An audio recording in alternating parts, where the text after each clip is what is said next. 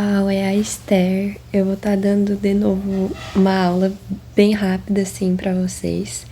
Dessa vez em forma de vídeo, porque, enfim, a professora de vocês, como eu havia avisado no grupo, ela acabou se acidentando, ficou difícil para ela repor aquela aula.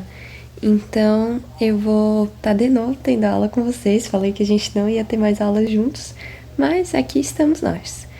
E o tema da aula de hoje é Via Láctea, Sistema Solar, Sistemas Planetários e Galáxias, no caso. Então, vamos lá. Essa aula eu vou estar dando pausa ali, vocês vão vendo. E se o áudio também não estiver muito bom, tá? Me avisem depois, se não der de entender algo também, tiver dúvida. Mas vamos lá. Primeiro, o conceito de gravidade, que é fundamental para que a gente entenda como é que funciona o sistema planetário e as galáxias. A gravidade é uma força fundamental da natureza que atrai os objetos uns para os outros. Se vocês pesquisarem no YouTube também, vai ter vários vídeos com uma explicação melhor. Tipo, como é que é essa gravidade? É tudo que nos puxa para o centro da Terra, é tudo que nos atrai. Também tem um vídeo bem famoso que mostra um pouco melhor sobre o campo, assim, como é que funciona realmente a gravidade.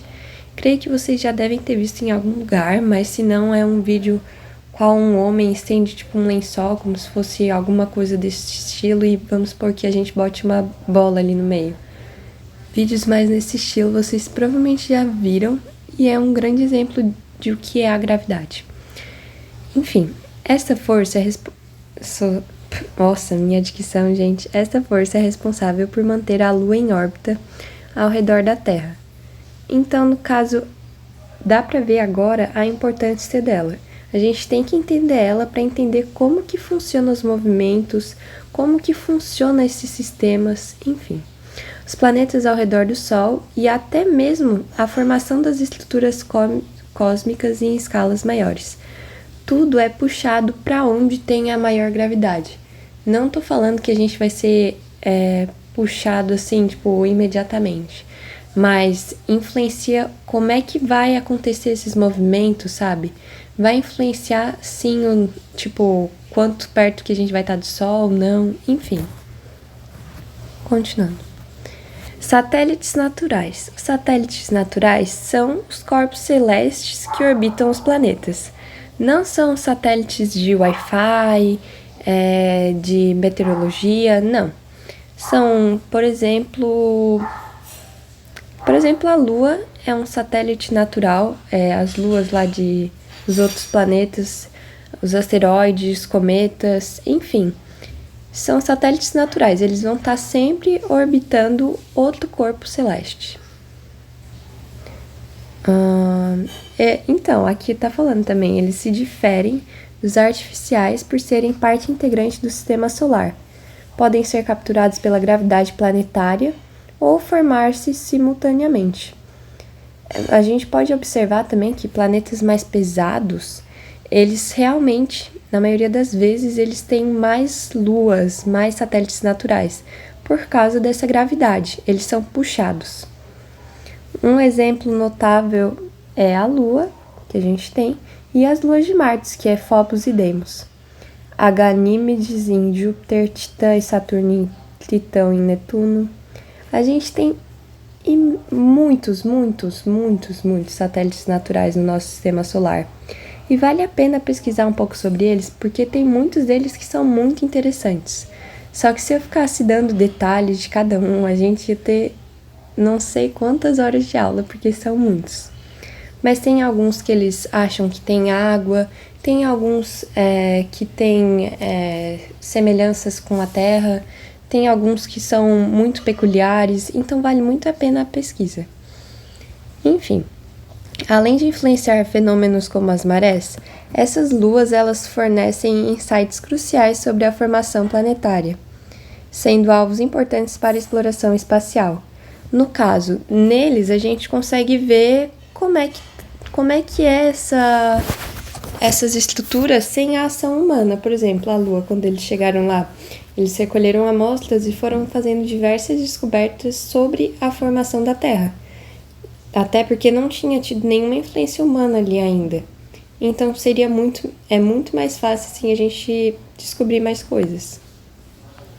E o que são as estrelas? As estrelas são corpos celestes luminosos. Corpo celeste, gente, é tudo que aquilo que a gente vai falando, tipo, aqui no nosso universo, tipo, que tem uma...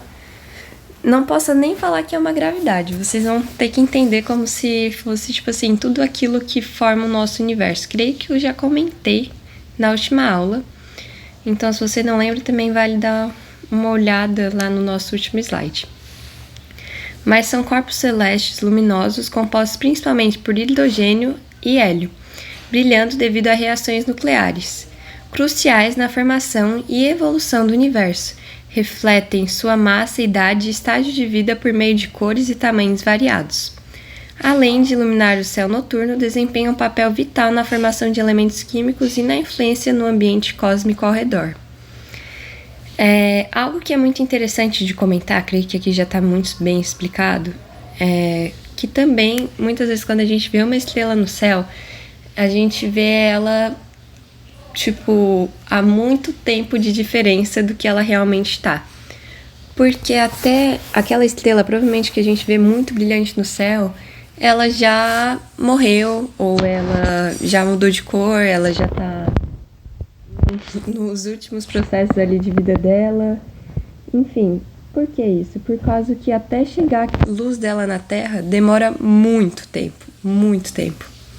E isso é algo muito louco na astronomia, essa diferença. O Sol.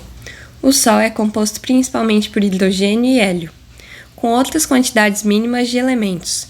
A sua estrutura interna inclui o núcleo, zona radioativa e zona conectiva, onde reações nucleares geram energia de fusão. A fotosfera, camada visível, exibe fenômenos como manchas solares a uma temperatura média de 5.500 graus Celsius.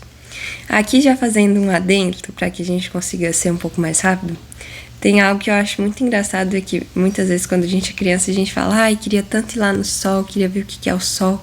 Mas, gente, a gente não conseguiria chegar, assim,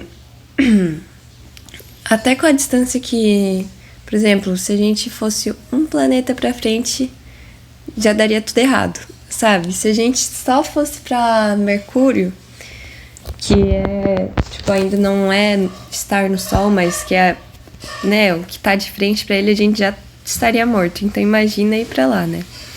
O Sol passa por ciclos de atividade solar a cada aproximadamente 11 anos.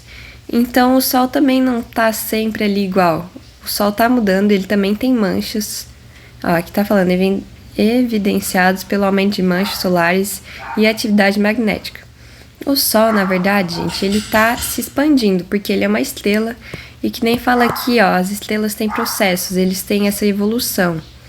E o Sol, na verdade, ele tá crescendo, ele tá se expandindo, e um dia, daqui a muitos anos, ele vai acabar engolindo a Terra, vai engolir boa parte dos planetas do Sistema Solar, e por fim ele vai acabar explodindo e ele vai formar um buraco negro, que é tipo o fim de vida das estrelas. Um buraco negro ou alguma coisa pesada, mas não vai ser mais uma estrela. Então, mas óbvio, isso vai demorar muitos anos. E quando a gente fala muitos anos, não é tipo 2050, é milhões de anos.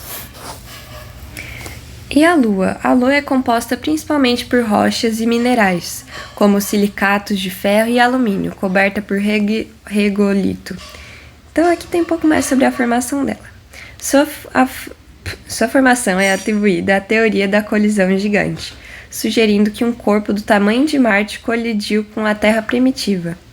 Pra quem não sabe, é tipo assim.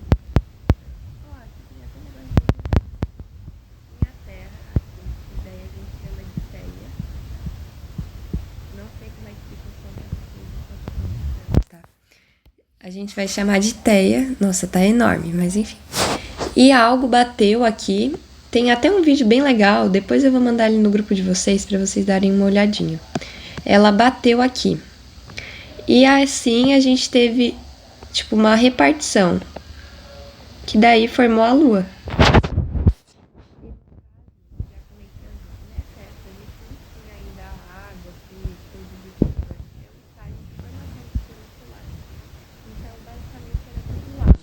Sabe? Só demos uma repartida na Terra. Mas continuando, a gravidade lunar é cerca de 1/6 da terrestre, impactando o movimento de objetos de astronautas na superfície. As fases lunares resultam da interação solar com a posição relativa da Terra, Lua e Sol. Ou seja, as fases da Lua, Lua cheia, Lua minguante, tudo influenciado pela Terra e pelo Sol. E óbvio, né, o movimento da Lua. O lado oculto da Lua, não visível da Terra, foi revelado pela missão Apollo 8, em 1968. Isso também é algo bem interessante, que a gente não vê um lado da Lua. Eu já comentei com vocês na outra aula que a gente tem um lado que a gente não vê aqui da Terra, por causa dos movimentos alinhados da Lua. A Lua vai estar sempre virada com uma face pra gente. E pessoalmente eu achei essa face que tá virada pra gente bem mais bonita que a outra. Mas enfim. Marcadas por crateras de meteoroides, a Lua desempenha um papel crucial junto ao Sol na dinâmica do sistema solar. Enfim, como nós havíamos comentado na última aula, influência no clima, maré e outros fenômenos. Aqui um pouco mais sobre o comportamento deles, e já que tá de uma forma mais resumida, eu vou ler.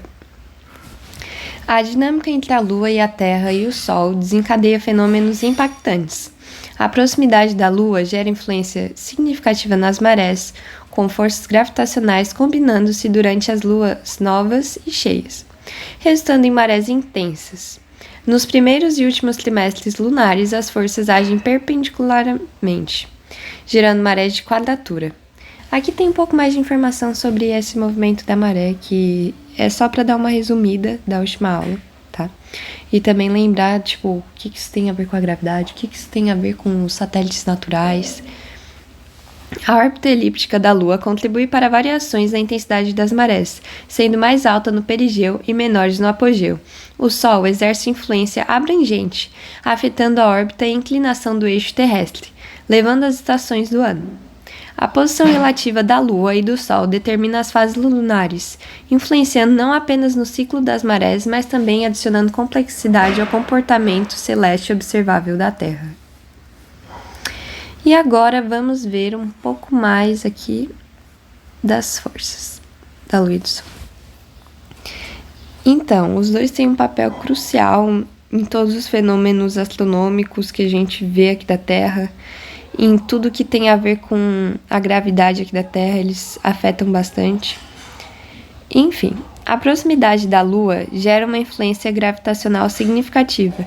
Muitas vezes a gente pensa assim, a Lua é só um negocinho pequenininho, aqui a Terra é grande, vamos supor, e a Lua é tipo um negócio pequenininho. Mas, gente, a Lua tá perto, ela faz uma influência de gravidade, ela puxa as marés para ela. Nossa, esse desenho aqui, olha. Enfim, a Lua ela tem uma influência. Então a gente vê isso nas marés. E também a gente tem o Sol, que, como eu já tinha comentado, é como se... Deixa eu ver como é que eu posso fazer um desenho desse. Vamos ignorar os outros planetas do sistema solar agora. Mas o Sol é como se fosse, tipo, assim de pesado. E a Terra tá aqui, pesadinha, assim. Sabe? Isso aqui ainda de uma forma meramente ilustrativa, porque o Sol é muito, muito pesado. Então é óbvio que ela vai acabar influenciando a gente, sabe? Com toda essa gravidade. E ela ajuda... A gravidade do Sol ajuda a manter a órbita terrestre. Também influencia na inclinação do eixo terrestre e as estações do ano. Agora vamos passar. E os eclipses. Os eclipses, eles são eventos fascinantes que resultam no alinhamento específico dos corpos celestes, bloqueando a luz de uma fonte para um observador na Terra. A gente tem dois tipos, que é o solar, que é quando a Lua bloqueia a luz do Sol, que pode ser total ou parcial, e o lunar, que é quando a Terra projeta essa sombra sobre a Lua, causando uma tonalidade avermelhada durante um eclipse lunar total, que também a gente conhece como a lua de sangue. E eles não ocorrem, com um certo período, mensal. Eles são muito específicos.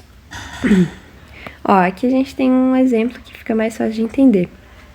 Aqui é o solar, que a lua tá aqui no meio, e daí fica aquela penumbra, assim, que na real é bem interessante de ver. E aqui tem o lunar, que daí a Terra fica no meio. E bem, gente, a gente não vai ter debate, e as atividades creio que vocês já devem ter feito. É isso, pessoal. Qualquer dúvida, me mandem aí no WhatsApp.